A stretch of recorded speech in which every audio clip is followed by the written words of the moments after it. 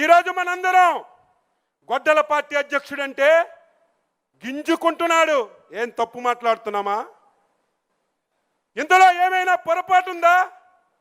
నువ్వు 100% గొడ్డల పార్టీ అధ్యక్షుడివే అని చెప్పి తెలియజేస్తున్నాను. మనమంటే మొన్ననే వచ్చి ఒక పాత్రికేయుల సమావేశం పెట్టాడు. నన్ను గొడ్డల పార్టీ అంటున్నారని, నేనేం చేశానని. ఆ ప్రెస్ మీట్ చూసిన తర్వాత మన మహానాడు వేదికగా జగన్మోహన్ రెడ్డికి అభినందనలు తెలియజేస్తున్నాను. ఆ ప్రెస్ మీట్ ఎందుకు పెట్టాడు? మీరందరూ నా ఒక్కళ్ళే గొడ్డల పార్టీ అంటున్నారు. నాది కాదు, మా కుటుంబ నేపథ్యమే ఒక ప్రేక్షణ పునాదుల మీద పుట్టిందని సాక్షాత్తు జగన్మోహన్ రెడ్డి పాత్రికేయుల సమావేశంలో పుట్టాడు.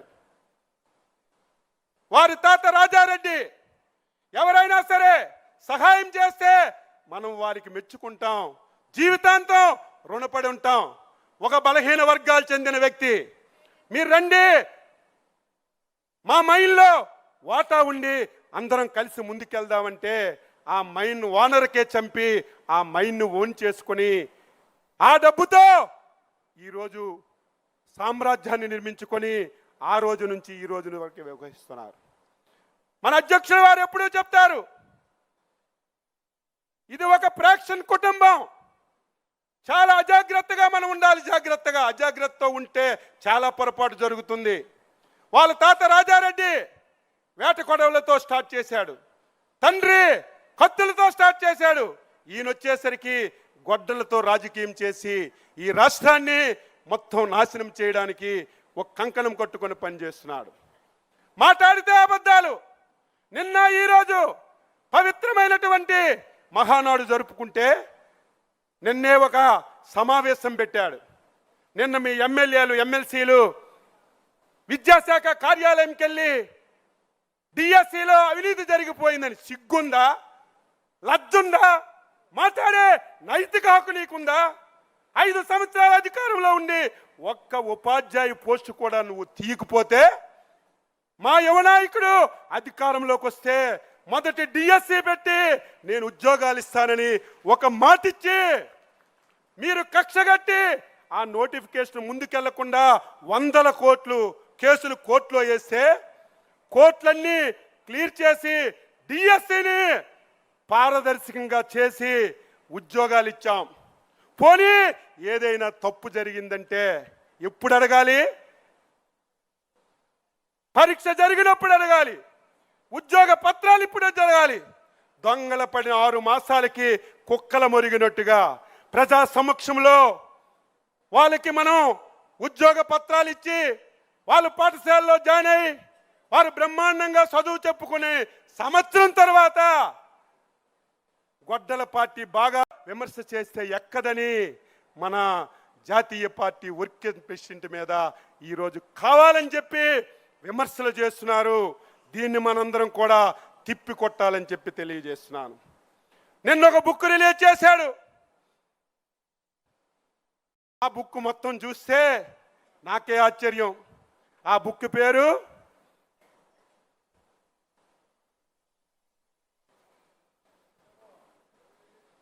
వెన్నుపోటు. ఆ మాట నీకే వర్తిస్తుంది. ఒక్క ఉదాహరణ మీ అందరికీ చెప్తున్నాను. జగన్మోహన్ రెడ్డి కుటుంబం ఏ విధంగా ఉండేదో మీకు తెలుసు. కనీసం బతకడానికి కూడా అవకాశం లేని పరిస్థితిలో కాంగ్రెస్ పార్టీని ఉపయోగించుకొని సోనియా గాంధీని, రాజీవ్ గాంధీని, రాహుల్ గాంధీని ఉపయోగించుకొని నీ తండ్రి ముఖ్యమంత్రి పదవి పొందాడు. అది గుర్తుపెట్టుకో.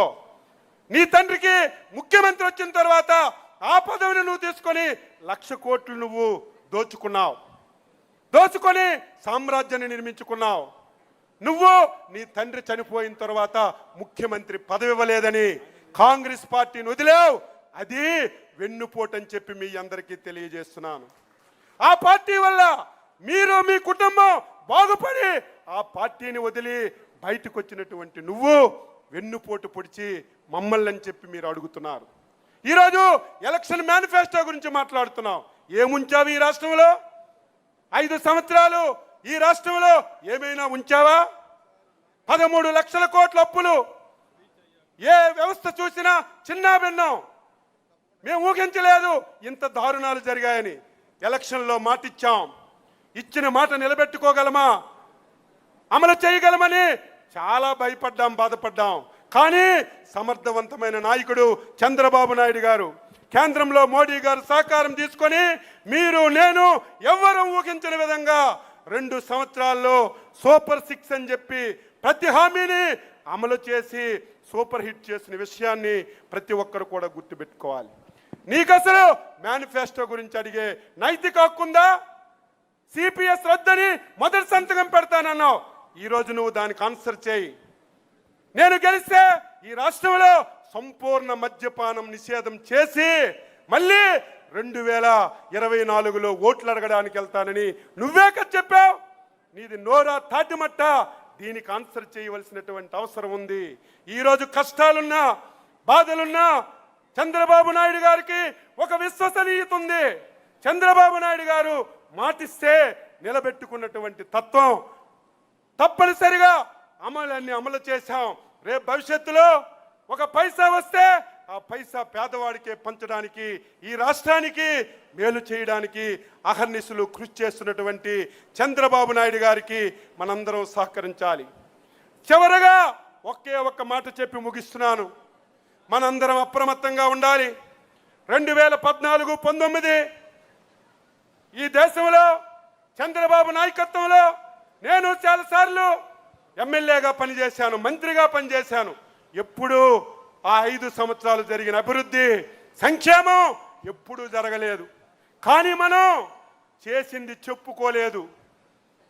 చేసిన అభివృద్ధి సంక్షేమం చెప్పుకోలేక వాడు చెప్పిన అబద్ధాలు ప్రజలు నమ్మి 2019లో మనకి నష్టం జరిగింది.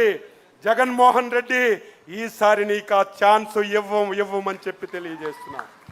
నువ్వు ఒకటి చెప్తే 2 చెప్తాం, 2 చెప్తే 3 చెప్తాం. అది కూడా నీలాగా అబద్ధాలు కాదు, వాస్తవాలు. చేసిన పనులు ప్రజలకు చెప్పి చైతన్యపరిచి మళ్ళీ జీవితంలో ఈ రాష్ట్రంలో వైసీపీ పార్టీ జగన్మోహన్ రెడ్డి పాతాళానికి పాతి పెట్టి శబాస్ తెలుగుదేశం, శబాస్ పసుపు జెండాని నిలబెట్టుకుంటామని చెప్పి మీ అందరికీ తెలియజేస్తూ విధ్వంసం నుంచి వికాసం వరకు తీసుకెళ్తున్నాం. రేపు భవిష్యత్తులో ఆంధ్రప్రదేశ్ రాష్ట్రాన్ని ఈ దేశంలో ఒక అగ్రగామిగా నిలబెట్టడానికి మనందరి సహకారంతో చంద్రబాబు నాయుడు గారు, యువనేత లోకేష్ బాబు గారు కలిసి ఈ రాష్ట్రాన్ని ముందుకు తీసుకెళ్తారని ఈ సందర్భంగా తెలియజేస్తూ ఈ అవకాశం ఇచ్చినటువంటి అధ్యక్షుల వారికి, లోకేష్ బాబు గారికి హృదయపూర్వకంగా అభినందనలు తెలియజేస్తూ సెలవు తీసుకుంటున్నాను. జై హింద్. తెలుగుదేశం, తెలుగుదేశం, తెలుగుదేశం. చంద్రబాబు నాయకత్వం, చంద్రబాబు నాయకత్వం, చంద్రబాబు నాయకత్వం. యువ నేత నారా లోకేష్ బాబు నాయకత్వం, యువ నేత నారా లోకేష్ బాబు నాయకత్వం, యువ నేత నారా లోకేష్ బాబు నాయకత్వం. ఎన్టీఆర్, ఎన్టీఆర్, ఎన్టీఆర్. జై హింద్. Thank you. మీ ఆవేదన ప్రతి కార్యకర్త గుండెల్లో ఉందన్నా.